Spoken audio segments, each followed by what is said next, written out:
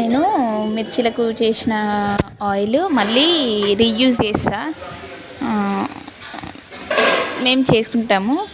So ఇంకోటి ఏంటంటే అది దాంట్లో ట్రాన్స్ఫర్ చేసి దాంట్లో పొయ్యిలో ఉన్న అగ్గులు దాంట్లో వేసేస్తాం అన్నమాట. అగ్గి బూడిది అవన్నీ వేసేస్తాము. వేస్తే వేస్తే ఏంటంటే మనకి అది గ్రీజీనెస్ మొత్తం అది పీల్చుకుంటుంది.